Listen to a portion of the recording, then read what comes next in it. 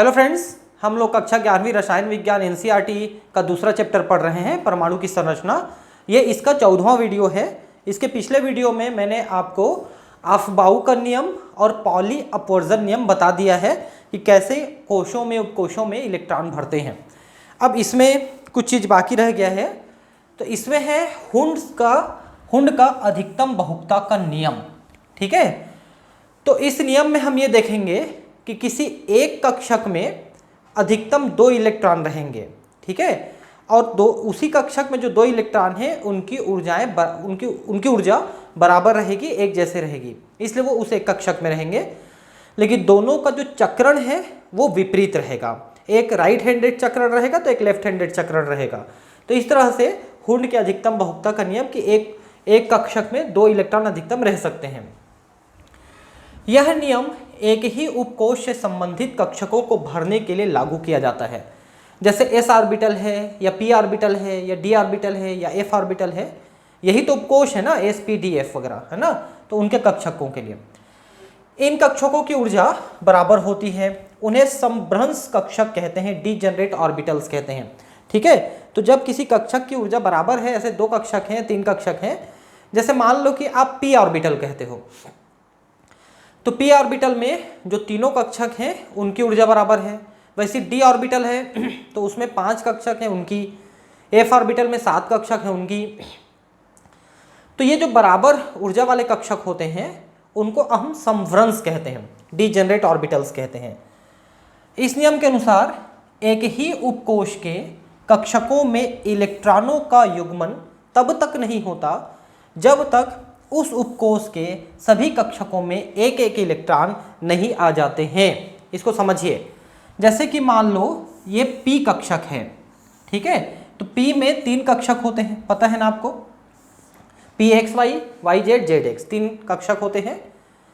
तो जैसे जैसे इलेक्ट्रॉन आएंगे तो पहले एक एक इलेक्ट्रॉन भरेंगे। ठीक है, फिर उसके बाद जो है इनमें इलेक्ट्रॉन का ऐसे युग्मन चालू होगा। ऐसा नहीं होगा कि पहले एक कक्षक में एक इलेक्ट्रॉन आया, फिर दूसरा इलेक्ट्रॉन इसी में आकर के युग्मन कर लिया, फिर दूसरे में आएंगे, ऐसा नहीं होता। मतलब पहले सभी में एक एक इलेक्ट्रॉन आ जाएंगे। अगर p है तो 3 कक्षक हैं, है ना, d वाला है तो 5 कक्षक हैं, तो उनमें पहले एक एक इलेक्ट्रॉन आएगा, ऐसा फिर युग्मन चालू होगा। समझ रहे हैं आप? तो बराबर ऊर्जा वाले कक्षकों में पहले एक एक इलेक्ट्रॉन कम से कम भर जाता है, उसके बाद फिर उसमें युग्मन की प्रक्रिया शुरू होती है। क्योंकि 3p, 5d और 7f कक्षक होते हैं, अतः p, d और f कक्षकों में युग्मन क्रमशः चौथे, 6वें और 8वें इलेक्ट्रॉन के भरने पर प्रारंभ होगा। ठीक है, जैसे p कक्षक में p में 3 कक्षक हैं, तो तीनों में पहले एक इलेक्ट्रॉन भर गए, यानी 3 इलेक्ट्रॉन हो गए, फिर चौथा आएगा तो युग्मन चालू होगा। वैसे d वाले में 5 भरने के बाद 6वां आएगा, तो f वाले में 7 इलेक्ट्रॉन आने के बाद 8वां आएगा, तो तब वो युग्मन करेंगे, नहीं तो तब तक वो एक एक इलेक्ट्रॉन ही भरते चले जाएंगे। ठीक है, यह देखा गया है कि आधे भरे और पूरे भरे समभ्रंश कक्षकों का स्थायित्व उनकी सममिति के कारण अधिक स्थायी होता है।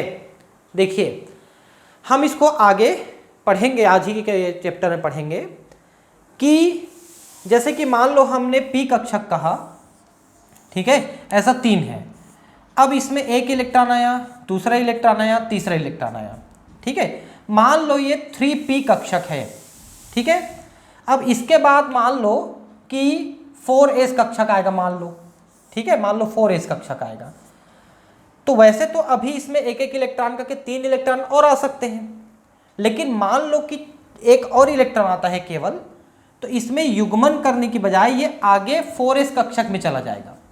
वो इसलिए होता है कि आधे भरे हुए या पूरे भरे हुए जो कक्षक हैं वो ज़्यादा स्थायी माने जाते हैं। तो अधिक स्थायित्व प्राप्त करने के लिए अगर एक इलेक्ट्रॉन को अगले कोश में भेजना पड़ता है या उपकोश में भेजना पड़ता है, तो ये भेज देते हैं अर्धपूरित के लिए, और पूरित के लिए भी ऐसी करते हैं। पूरित के लिए तो खैर दूसरे से ले लेते हैं, ऐसा होता है। ठीक है, ऐसा है।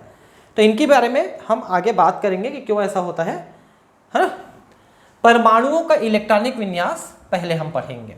ठीक है, तो इलेक्ट्रॉनिक विन्यास कैसे होता है, जैसे कि 1s², 2s², 2p6, 3s², 3p6, है ना, 4s², 3d10 ऐसा लिखते हैं, उसको हम कैसे लिखते हैं ना। तो ये जो भरते जाते हैं इलेक्ट्रॉन्स, जैसा हमने पहले ही पढ़ा है, 3 नियम के अनुसार भरे हैं। एक अफबाऊ नियम कि क्रम से आते जाते हैं, है ना, कम ऊर्जा से ज़्यादा ऊर्जा की ओर आते जाते हैं। उसके बाद पॉली अपवर्जन नियम हमने देखा कि एक कक्षक में 2 इलेक्ट्रॉन रह सकते हैं। फिर हमने हुंड्स का अधिकतम बहुकता का नियम देखा, है ना, और ये सब के द्वारा ये भरते जाते हैं। परमाणुओं के कक्षकों में इलेक्ट्रॉनों के वितरण को उनका इलेक्ट्रॉनिक विन्यास कहा जाता है। तो ये देखिए, जैसे s², sp2 ऐसा लिखते हैं ना, s² p6 ऐसा लिखते हैं, वही है इलेक्ट्रॉनिक विन्यास। यदि विभिन्न परमाणु कक्षकों में इलेक्ट्रॉनों के भरे जाने से संबंधित मूल नियमों को ध्यान में रखा जाए तो विभिन्न परमाणुओं के इलेक्ट्रॉनिक विन्यास को आसानी से लिखा जा सकता है। तो अभी तक हमने जो पिछले 2-3 वीडियो में विशेषकर पढ़े, उनको अगर आप ठीक से समझ पाए होंगे तो आप आसानी से किसी भी परमाणु का इलेक्ट्रॉनिक विन्यास लिख सकते हो। इनको 2 तरीके से लिखा जा सकता है। पहला आप इस तरह से लिख सकते हो, S, P, D, F, इस तरह से। दूसरा आप कक्षक के द्वारा भी दिखा सकते हो कि S का एक कक्षक है, इसमें 2 इलेक्ट्रॉन अधिकतम आएंगे, फिर P में पहले एक इलेक्ट्रॉन आएंगे, फिर दूसरा इलेक्ट्रॉन आएगा, ऐसा आप दिखा सकते हो, है ना। तो ये भी एक तरीका है। और मैं आपको बताऊं कि प्रारंभिक तौर पे जो बच्चे हैं जो सीख रहे हैं इन सब चीज़ों को, उनके लिए कक्षक वाली प्रणाली जो है ज़्यादा आसान नज़र आती है, क्योंकि इसमें कितने परमाणु कितने इलेक्ट्रॉन भरते जा रहे हैं ये आपको दिखते भी जाता है, इसलिए इसको लिखना ज़्यादा आसान माना गया है शुरू से। ठीक है। पहले संकेतन में उपकोष को संगत अक्षर चिन्ह से निरूपित किया जाता है, जैसे S है, P है, D है, F ऐसा। और उपकोष में उपस्थित इलेक्ट्रॉनों की संख्या को मूर्धांक मतलब जैसे S का ऊपर लिखेंगे, P के ऊपर लिखेंगे, D के ऊपर लिखेंगे, ये मूर्धांक है, मतलब सुपरस्क्रिप्ट, मतलब घात लिखते हैं, घात के रूप में लिखते हैं। और उसी को यहाँ पर A, B, C, D ऐसा दिया है, देखिए दर्शाते हैं। विभिन्न कोशों के लिए निरूपित समान उपकोष का विभेदन उसके संगत उपकोष के सामने मुख्य क्वांटम संख्या को लिखकर किया जाता है। ठीक है। तो जैसे मान लो कि तीसरे कोश का P कक्षक है, तो हम उसको क्या लिखेंगे, 3p6 ऐसा लिखेंगे। तो हमको ये मालूम चल जाएगा कि ये तीसरे कोश का P उपकोष है, जिसमें 6 इलेक्ट्रॉन है या 5 इलेक्ट्रॉन है या 4 इलेक्ट्रॉन है, ऐसा हमको पता चल जाएगा, है ना। तो मुख्य क्वांटम संख्या को इसके सामने लिख दिया जाता है, जो कोश की संख्या को दर्शाता है। दूसरे संकेतन में उपकोष के प्रत्येक कक्षक को एक बॉक्स द्वारा दर्शाया जाता है और इलेक्ट्रॉन के धन प्रचरण को ऊपर के तीर जैसे और ऋण को नीचे के तीर जैसे से दर्शाया जाता है। पहले संकेतन की तुलना में दूसरे संकेतन का लाभ यह है कि इससे चारों क्वांटम संख्याओं को दर्शाया जा सकता है। तो अभी मैंने कुछ देर पहले इस बात को बताया भी आपको कि हम बॉक्स पद्धति से लिखेंगे तो आपको ज़्यादा समझ में आएगा, क्योंकि इसमें न केवल मुख्य क्वांटम संख्या, दिगंशी क्वांटम संख्या, चुंबकीय क्वांटम संख्या को लिख सकते हो, बल्कि आप चक्रण को भी दिखा सकते हो कि ऊपर का चक्रण है कि नीचे का चक्रण है, ऐसा भी आप दिखा सकते हो। ठीक है। तो चारों क्वांटम संख्याएं इससे आपको दिख जाती हैं। ठीक है। हाइड्रोजन परमाणु में केवल एक ही इलेक्ट्रॉन होता है जो सबसे कम ऊर्जा वाले कक्षक में जाता है, जिसे 1s कक्षक कहते हैं। तो पहला ही कक्षक है 1s, तो पहला इलेक्ट्रॉन देखिए 1s1 ऐसा गया है। तो इसको हम अगर पहले वाली पद्धति में लिखेंगे तो हाइड्रोजन का होगा 1s1 ऐसा होगा। हीलियम का कैसा होगा, 1s² ऐसा लिखेंगे अपन, है ना। तो कितने इलेक्ट्रॉन किस उपकोष में है, किस कोष के उपकोष में है, इनको हम इस तरह से लिखते हैं। ठीक है। ठीक। अतः हाइड्रोजन परमाणु का इलेक्ट्रॉनिक विन्यास 1s1 होता है। इसका अर्थ यह है कि इसके 1s कक्षक में एक इलेक्ट्रॉन होता है और हीलियम का दूसरा इलेक्ट्रॉन भी 1s कक्षक में ही जाता है। अतः हीलियम का इलेक्ट्रॉनिक विन्यास 1s² होता है, जैसा ऊपर बताया गया है। 2 इलेक्ट्रॉन एक दूसरे से विपरीत प्रचरण में होते हैं उसे कक्षक में आरेख द्वारा देखा जा सकता है, लिखा जा सकता है। तो आप देख सकते हैं कि हाइड्रोजन में एक ही इलेक्ट्रॉन है, तो ऊपर के चिन्ह द्वारा दिखा दिया है हमने, और इसमें इलेक्ट्रॉनिक विन्यास 1s1 हम लिखेंगे। हीलियम में दोनों इलेक्ट्रॉन हैं, एक ही उपकोष में है, और इसको हम एक ऊपर एक नीचे के चक्रण में दिखा सकते हैं, क्योंकि ऐसे चक्रण वाले इलेक्ट्रॉन ही एक साथ रह सकते हैं। और ये प्राकृतिक तौर पे निश्चित भी रहता है कि मान लो हीलियम में 2 इलेक्ट्रॉन हैं, तो 2 इलेक्ट्रॉन तभी उसमें एक साथ हैं जब उनके विपरीत चक्रण हैं। मतलब प्राकृतिक तौर पे निर्धारित है कि उसमें है तो वो ऐसे ही है, इसलिए है।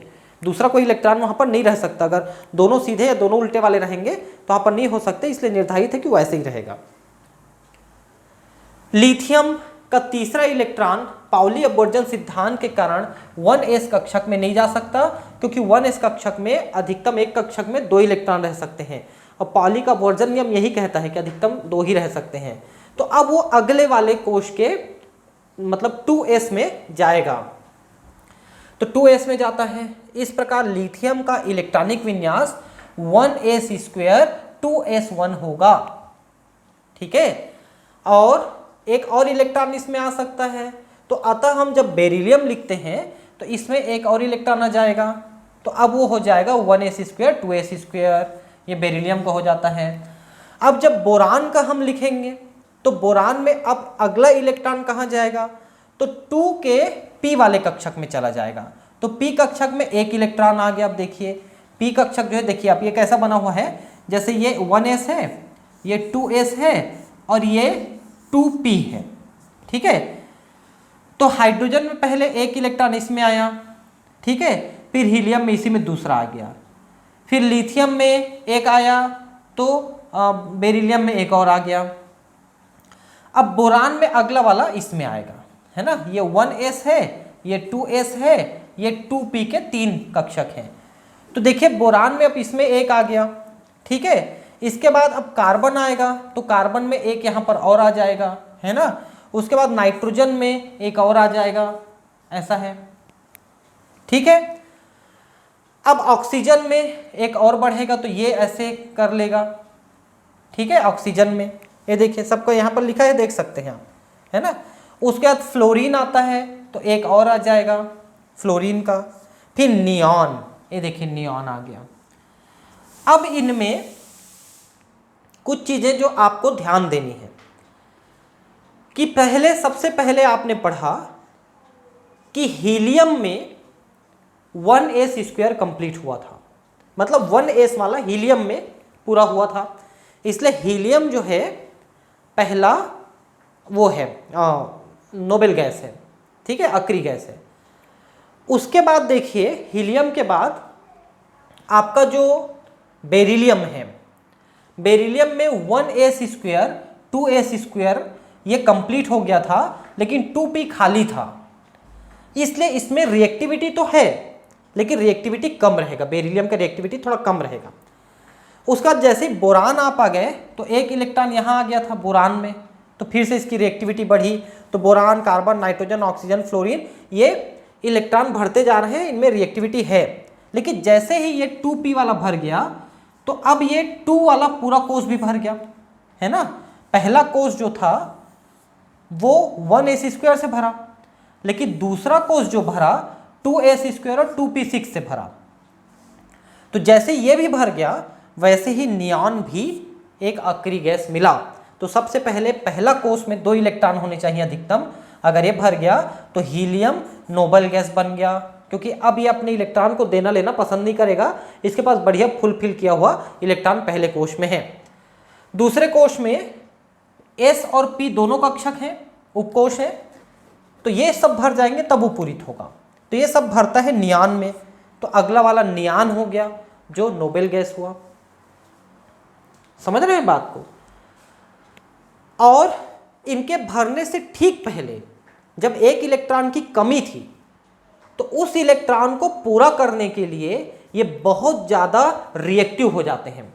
इसलिए देखिए कि नियॉन से पहले जो फ्लोरीन है ना, फ्लोरीन, क्लोरीन, ब्रोमीन, आयोडीन, ये हेलोजन्स हैं। हेलोजन्स मतलब जो साल्ट जल्दी से बना लेते हैं, जल्दी से रिएक्शन कर लेते हैं। तो फ्लोरीन, क्लोरीन, ब्रोमीन, आयोडीन में एक इलेक्ट्रॉन की कमी है उसको वो पूरा करके ऐसी आखिरी वाले चेंबर को भरना पसंद करते हैं, इसलिए जल्दी से इलेक्ट्रॉन लेकर के वो किसी के साथ भी क्रिया करने की कोशिश करते हैं। इसलिए हेलोजन सबसे ज़्यादा रिएक्टिव तत्व हैं, सबसे ज़्यादा क्रियाशील तत्व हैं। तो मेरे हिसाब से अब आप थोड़ा थोड़ा ये सब समझने लग गए होंगे कि कैसे हम लिखते हैं इलेक्ट्रॉनिक विन्यास को। 2p कक्षकों को भरने की प्रक्रिया नियान पर जाकर समाप्त हो जाती है। इन तत्वों के कक्षा चित्र आगे दर्शाए गए हैं। ठीक है, तो मैंने तो वैसे ही आपको बता दिया कक्षा चित्र को, है ना, पहले ही बता दिया। अब देखिए कि ये 10 वाला जो परमाणु क्रमांक है नियॉन, ये कंप्लीट हुआ। अब हम 11, 12, 13 करेंगे, तो अब ये 3 वाले कक्षक में जाना शुरू हुआ। ये देखिए 3 वाले कक्षक में जाने शुरू हो गए, ये 3 वाले कक्षक में जाने शुरू हुए। तो 11 वाला है सोडियम, तो सोडियम में अब 3s1 भी आ गया, है ना। वहां से आगे बढ़ते बढ़ते बढ़ते बढ़ते 3p6 तक जाएगा, 6 इलेक्ट्रॉन के आगे बढ़ते तक जाएगा। ठीक है, तो 11, 12 यहां तक हुआ, फिर 6 इलेक्ट्रॉन और करिए, तो 12, 6, 18। तो आर्गन जो है 18 की संख्या में जाते जाते तक ये फिर से ये 3p6 कंप्लीट हो जाता है एक बार के लिए। तो ये भी एक नोबेल गैस के तौर पे काम करेगा आर्गन, और यही हमारे प्रकृति में सबसे ज़्यादा अक्रिय गैस के रूप में और नोबेल गैस के रूप में पाया जाता है। ठीक है, अब देखिए कि आर्गन तक के सभी तत्वों के परमाणुओं में इलेक्ट्रॉनिक विन्यास की पद्धति लिथियम से नियॉन तक के तत्वों के समान होती है। यहाँ अंतर केवल यह होता है कि अब 3s तथा 3p कक्षक भरे जाते हैं। इस प्रक्रिया को सरल किया जा सकता है बशर्ते पहले 2 कोशों के कुल इलेक्ट्रॉनों को नियॉन जैसा हम बना लें, नियॉन जैसा मान लें और उससे आगे को लिखें। तो देखिए जैसे सोडियम से आर्गन तक के इलेक्ट्रॉनिक विन्यास को आप इस तरह लिख सकते हैं कि पहले नियॉन जैसा रहेगा, फिर आगे 3s1 हुआ, ऐसा लिख देंगे अपन। तो यह सोडियम का इलेक्ट्रॉनिक विन्यास हो गया। वैसे आर्गन में नियॉन तक वैसे ही रहेगा, फिर 3s2 3p6 हो जाएगा। इस बीच के जितने भी हैं 6 और 2 8 जितने भी हैं, मतलब 11 से लेकर 18 तक का 8 जो तत्व हैं उनका हम नियॉन उसके बाद की चीज को लिख सकते हैं। तो यह भी एक तरीका है इसको सरल करने का। ठीक है, पूर्ण रूप से भरे हुए कोशों के इलेक्ट्रॉनों को क्रोड इलेक्ट्रॉन कहते हैं। इनको विशेष ध्यान रखेंगे कि जो कोश पूरी तरह से भर गए, जैसे कि 1s², तो पहला कोश भर गया, ठीक है, फिर 2s² 2p6 भर गया तो इसके इलेक्ट्रॉन, फिर 3s² 3p6 भर गया तो इसके इलेक्ट्रॉन। जब ये कोश पूरी तरह से भर जाते हैं तो इनके इलेक्ट्रॉनों को क्रोड इलेक्ट्रॉन कहते हैं, और वे इलेक्ट्रॉन जो उच्चतम मुख्य क्वांटम संख्या के इलेक्ट्रॉनिक कोश में भरे जाते हैं संयोजकता इलेक्ट्रॉन कहलाते हैं। जो सबसे बाहर के कोश में रहते हैं वही संयोजकता इलेक्ट्रॉन है। जैसे मान लो आपने लिखा 1s², 2s², 2p6, 3s², ऐसा लिख दिया, तो सबसे बाहर का कोश है 3 वाला, जिसमें जो इलेक्ट्रॉन है वो संयोजकता इलेक्ट्रॉन है। क्यों संयोजकता है? क्योंकि संयोजकता का मतलब होता है संयोजन करना, जुड़ना, और जुड़ने का मतलब है कि जब तत्व जो है आपस में क्रिया करके कोई परमाणु बनाते हैं, कोई पदार्थ बनाते हैं, तो उनके बीच में जो क्रिया होती है उसे संयोजकता कहते हैं। तो क्रिया कैसे होती है? जैसे मान लो आप सोडियम क्लोराइड बनाते हो, तो सोडियम क्लोराइड कैसे बनाते हो? तो सोडियम का जो आखिरी कक्ष है ये वाला, इसका 1 इलेक्ट्रॉन क्लोरीन के आखिरी वाले कक्ष में 1 इलेक्ट्रॉन की कमी है, उसमें शिफ्ट हो जाता है। तो ये संयोजकता हुआ ना कि सोडियम ने 1 इलेक्ट्रॉन दिया, क्लोरीन ने लिया, और दोनों के बीच में एक बंध बन गया। अब ऐसा नहीं कि क्लोरीन उसके इलेक्ट्रॉन को लेकर के उसको छोड़ देगा, ऐसा नहीं कर सकता, वो तलाक नहीं दे सकता, ठीक है, उसको साथ में चिपके रहना ही पड़ेगा, ऐसा है। उदाहरण के लिए नियॉन में इलेक्ट्रॉन क्रोड इलेक्ट्रॉन है, और सोडियम से आर्गन तक इलेक्ट्रॉन संयोजी इलेक्ट्रॉन है। लेकिन आर्गन का इलेक्ट्रॉन जो है वो फिर से क्रोड इलेक्ट्रॉन है। पोटेशियम तथा कैल्शियम में 3d कक्षक की तुलना में 4s कक्षक की ऊर्जा कम होने के कारण प्रथम और द्वितीय इलेक्ट्रॉन क्रमशः 4s कक्षक में जाते हैं। तो 3p भरने के बाद 3p6 भरने के बाद 3d भरना चाहिए, लेकिन चूंकि 4s का मान कम है, ऊर्जा का मान, क्योंकि 3 और 2 5 है ये, और ये 4 और 1 4 और 0 4 है, तो इसकी ऊर्जा कम है, इसलिए अगले 2 इलेक्ट्रॉन जो हैं 3d में नहीं जाते हैं बल्कि 4s में जाते हैं। ये चीज़ें हमने पिछले वीडियो में भी देखा है कि ऊर्जा के मामले में 3d से कम ऊर्जा 4s की है, इसलिए इलेक्ट्रॉन 4s में पहले जाएंगे। ठीक है। पोटेशियम तथा कैल्शियम में 3d कक्षक की तुलना में 4s की ऊर्जा कम होने के कारण प्रथम और द्वितीय इलेक्ट्रॉन क्रमशः 4s कक्षक में जाते हैं। यही चीज अभी हमने पढ़ा और समझा पोटेशियम और कैल्शियम में। ठीक। स्कैंडियम से प्रारंभ करने पर एक नया लक्षण दिखाई देता है। ठीक है। 3d कक्षक की ऊर्जा 4p कक्षक की तुलना में कम होने के कारण इसमें इलेक्ट्रॉन पहले भरते हैं।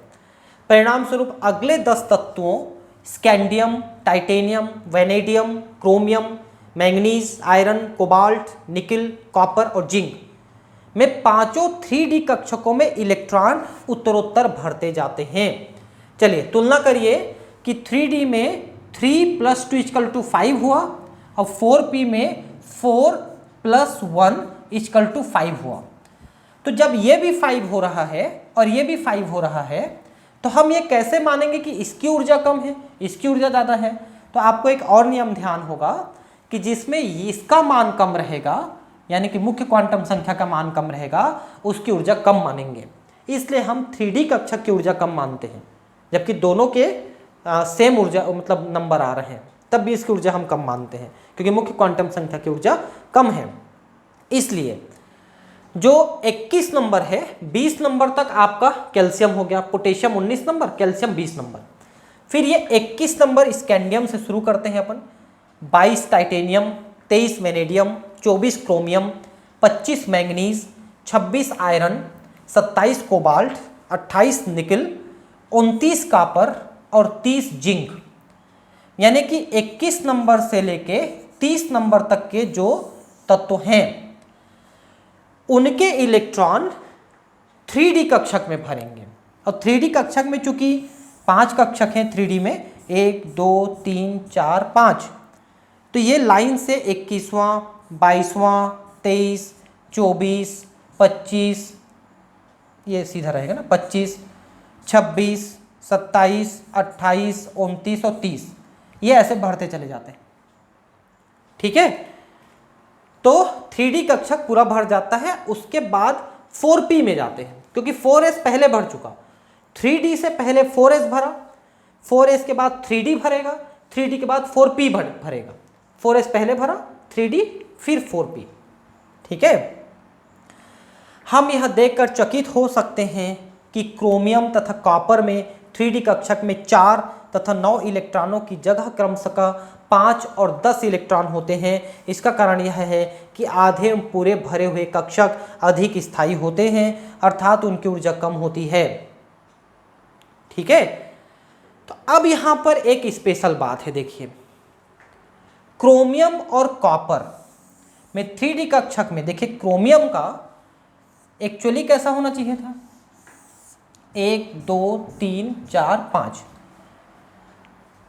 तो देखिए क्रोमियम, देखिए स्कैंडियम का 21, टाइटेनियम का 22, वेनेडियम का 23 और क्रोमियम का 24 है। देखिए ध्यान से, तो ये हो गया 21, ये हो गया 22, ये हो गया 23, ठीक है, ये हो गया 24, ये हो गया 25।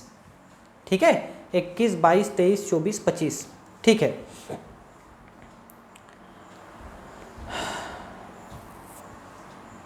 तो देखिए क्रोमियम में कितना हो रहा है, 1 2 3 4 5 है ना। स्कैंडियम का 21 22 23 और ये 24।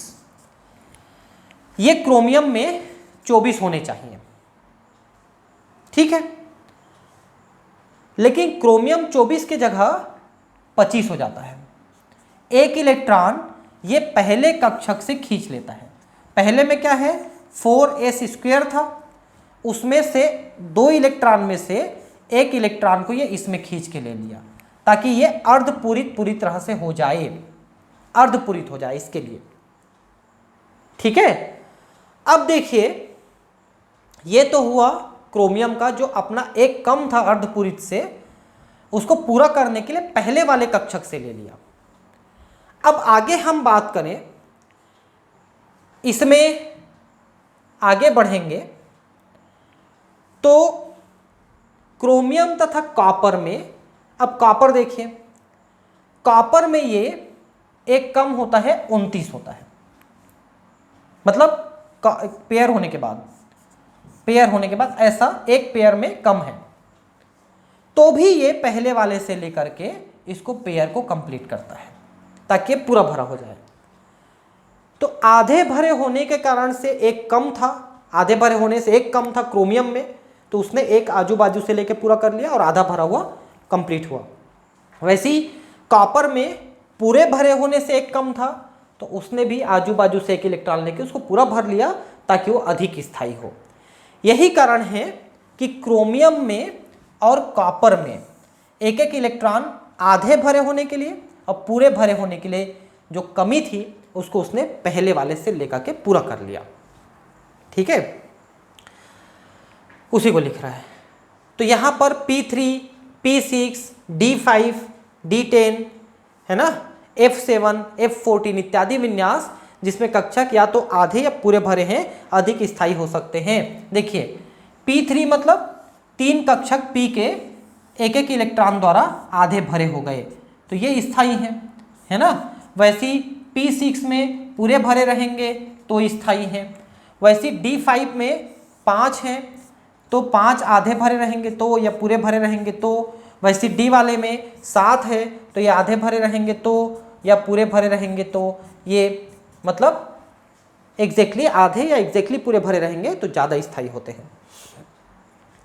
अतः क्रोमियम तथा कॉपर में D5 कॉपर में क्रोमियम में और D10 कॉपर में विन्यास को प्राथमिकता मिलती है, और इसको हम आगे पढ़ेंगे कि क्यों ऐसा होता है कि आधे भरे हुए और पूरे भरे हुए ज़्यादा स्थायी होते हैं।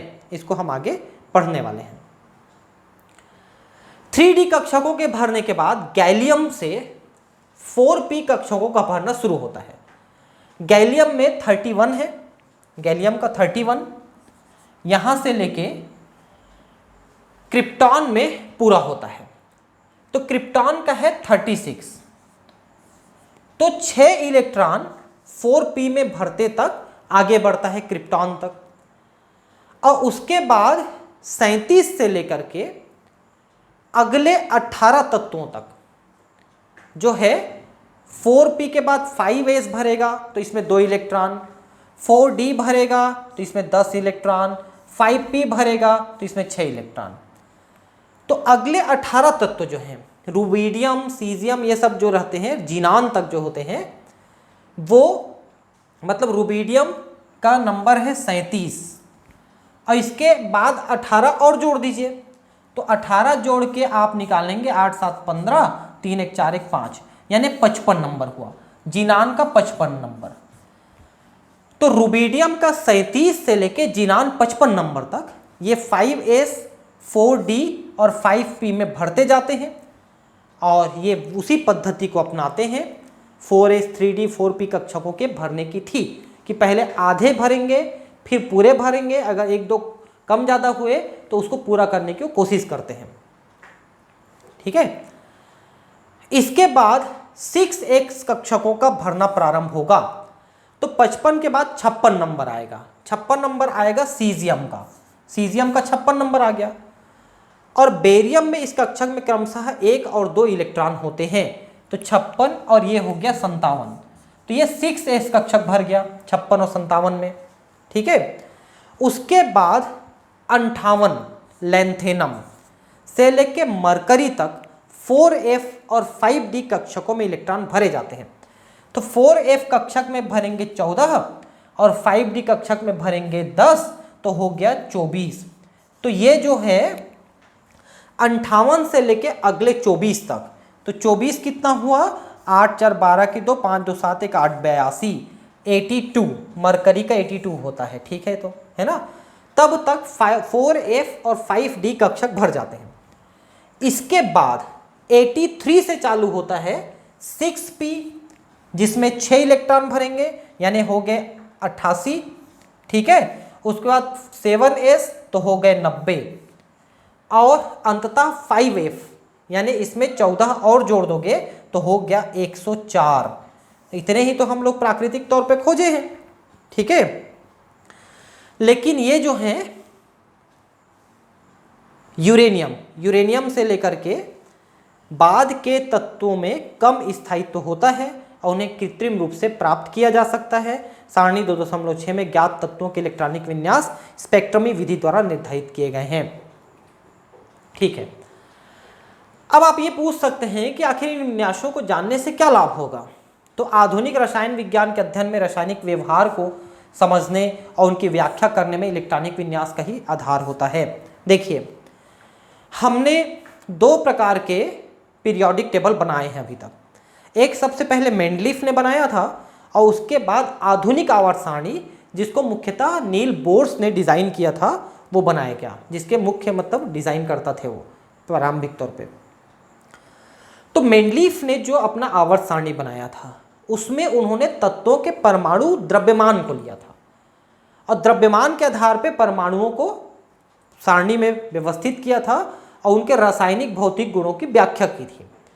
लेकिन उससे दिक्कत ये हुआ कि कुछ तत्वों के एक से ज़्यादा परमाणु क्रमांक भी होते हैं, परमाणु द्रव्यमान होते हैं, तो उनको स्थान नहीं दे पाए थे और कुछ आगे पीछे रखा गए थे।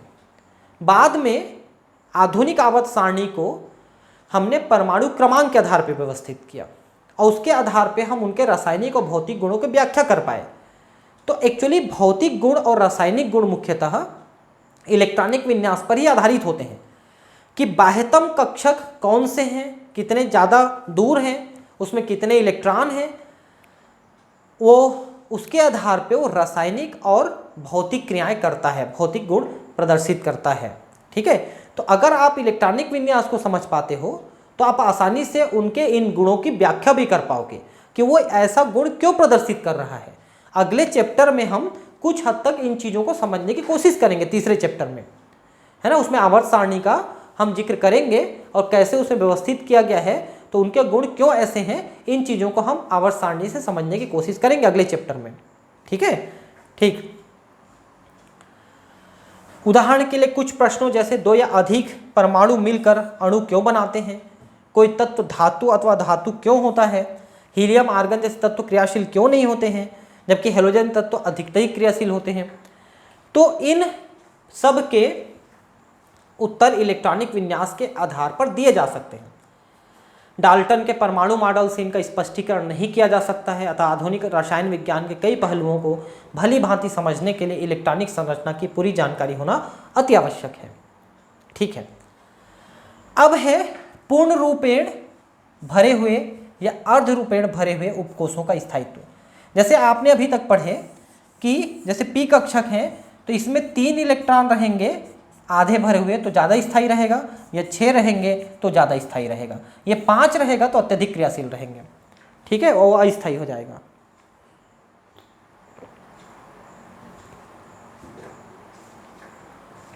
क्या कारण है इसके? किसी तत्व का तलस्थ अवस्था इलेक्ट्रॉनिक विन्यास उसकी न्यूनतम ऊर्जा से संबंधित अवस्था होती है।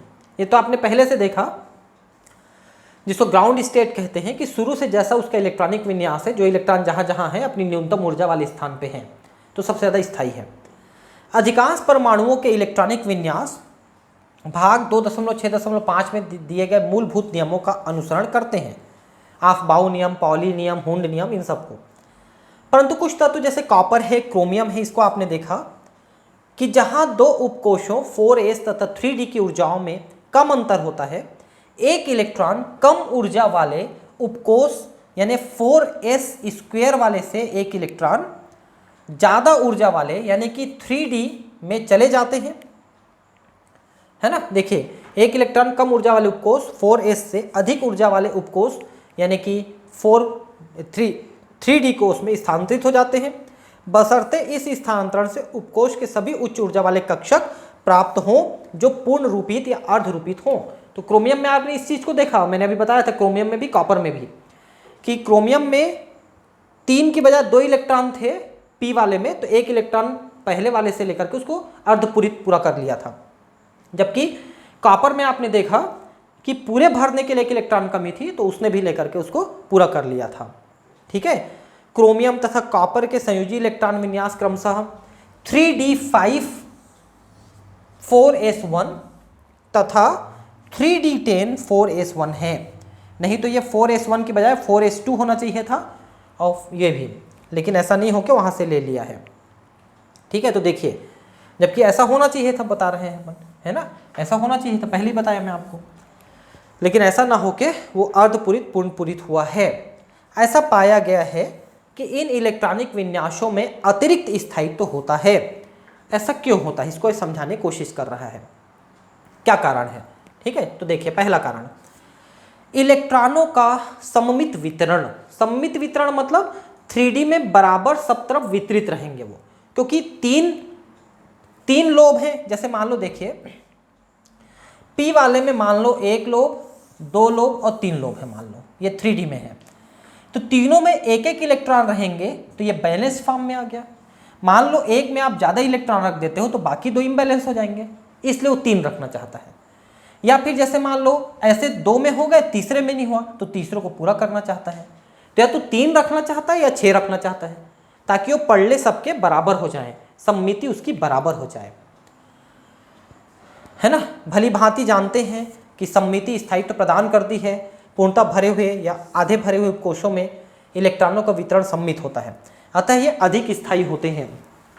ठीक है, एक ही उपकोष में यहाँ 3D इलेक्ट्रॉनों की ऊर्जा समान होती है, परंतु उसके त्रिविम वितरण भिन्न भिन्न होते हैं।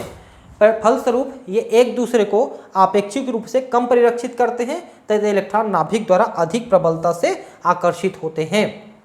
ठीक है, तो अर्धपूरित और पूर्व पूरित में यह सबसे बड़ी विशेषता है कि परिरक्षण प्रभाव कम हो जाता है। अंदर वाले कोश बाहर वाले कोश में नाभिक के द्वारा जो आकर्षण बल लग रहा था उसको कम कर रहे थे, उसको हमने परिरक्षण प्रभाव कहा था। पिछला वीडियो देखिए, आपको समझ में आएगा। जैसे कि मान लो ये बाहर का कोश है ना, ये इसके अंदर का कोश है और ये नाभिक है, तो नाभिक इस वाले इलेक्ट्रॉन को आकर्षित करना चाह रहा था, लेकिन वो बीच में ये वाले इलेक्ट्रॉन आ गए थे, इसके कारण से वो आकर्षित नहीं कर पाया। ठीक है, और ये परिरक्षण प्रभाव हो गया था। ठीक है, ये परिरक्षण प्रभाव उत्पन्न कर दिया था। तो ये परिरक्षण प्रभाव सम्मित वितरण में कम हो जाता है। सम्मित वितरण रहेगा तो परिरक्षण प्रभाव कम हो जाएगा, ऐसा बता रहा है। इसके बारे में पिछले वीडियो में मैंने आपको ठीक से बताया है, आप उसको देख लेंगे तो आपको समझ में आएगा क्या हो रहा है करके। ठीक है,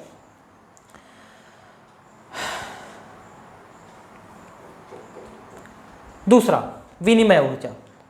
यह स्थायीकरण प्रभाव तब उत्पन्न होता है जब 2 या अधिक इलेक्ट्रॉन जिनके प्रचक्रण समान होते हैं एक उपकोष के संभ्रंश कक्षकों में उपस्थित होते हैं। ये इलेक्ट्रॉन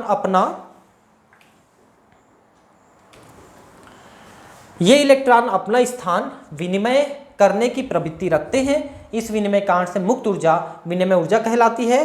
संभावित विनिमयों की संख्या तब अधिकतम होती है जब उपकोष पूर्णतः भरे या अर्धपूरित होते हैं। इसके फलस्वरूप विनिमय ऊर्जा अधिकतम होती है तथा इसी प्रकार स्थायित्व भी अधिकतम होती है।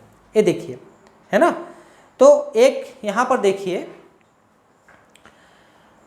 इलेक्ट्रॉन 1 द्वारा 4 विनिमय, इलेक्ट्रॉन 2 द्वारा 3 विनिमय, इलेक्ट्रॉन 3 द्वारा 2 विनिमय, इलेक्ट्रॉन 1 द्वारा 1 ही विनिमय, चौथे इलेक्ट्रॉन द्वारा।